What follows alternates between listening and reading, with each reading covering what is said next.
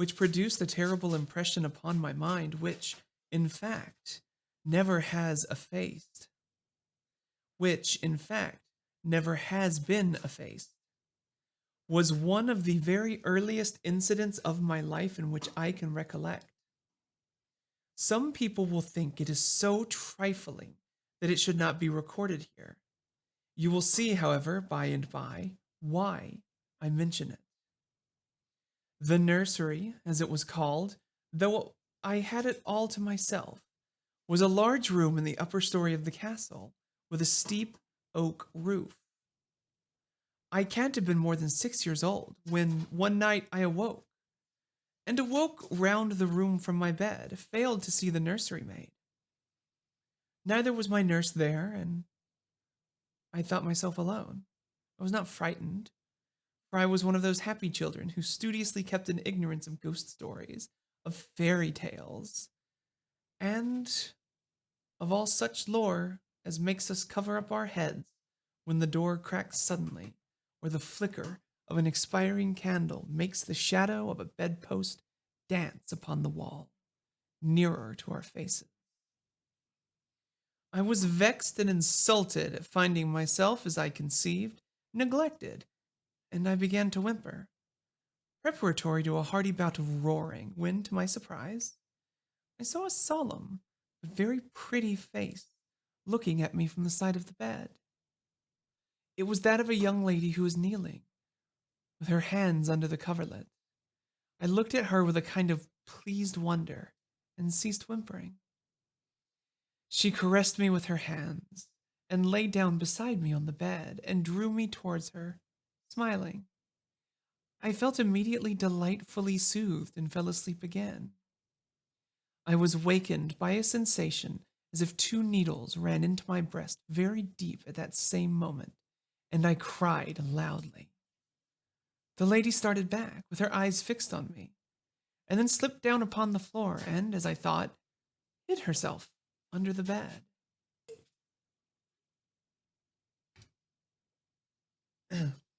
I was now for the first time frightened, and I yelled with all my might and main. Nurse, nursery maid, housekeeper, all came running in, and hearing my story, they made light of it, soothing me all they could meanwhile. But child as I was, I could perceive that their faces were pale, with an unwonted look of anxiety. And I saw them look under the bed, and about the room, and peep under tables, and pluck open cupboards, and the housekeeper whispered to the nurse, "Lay your hand along that hollow in the bed. Someone did lie there, so sure as you did not. The place is still warm." I remember the nursery maid petting me, and all three examining my chest, where I told them I felt the puncture, and pronouncing that there was no sign visible that any such thing had happened to me.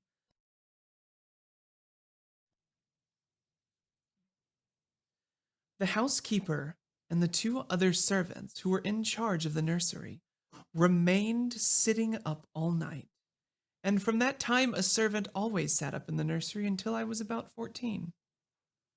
I was very nervous for a long time after this. A doctor was called in. He was pallid and elderly. How well I remember his saturnine face, slightly pitted with smallpox, and his chestnut wig.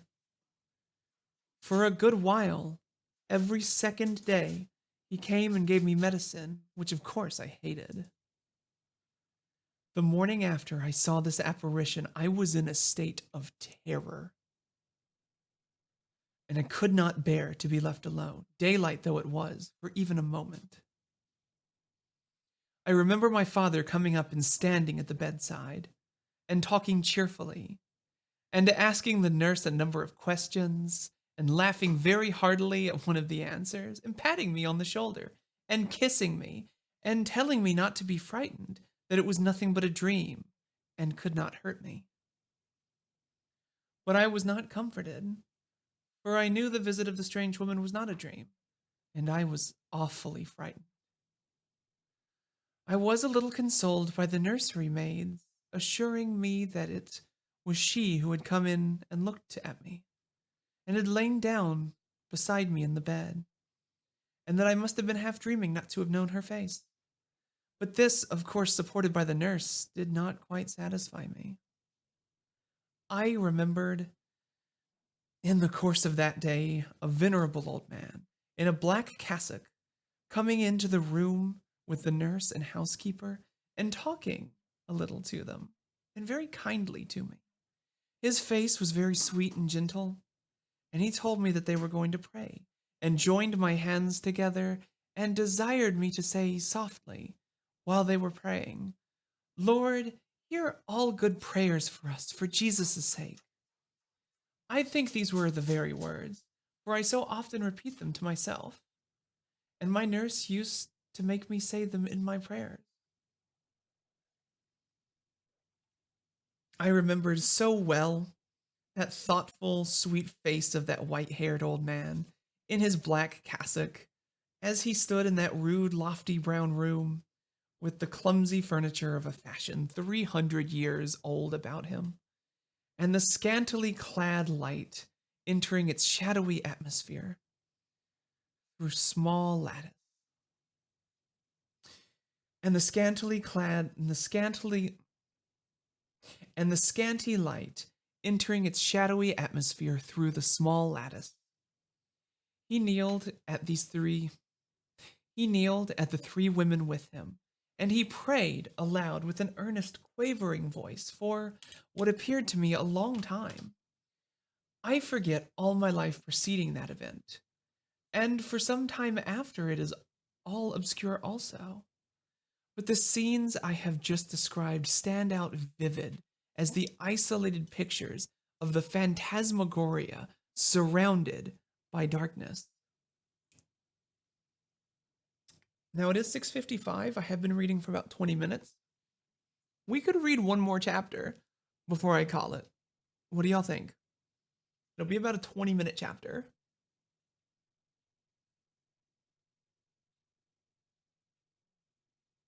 If I haven't put you all to sleep.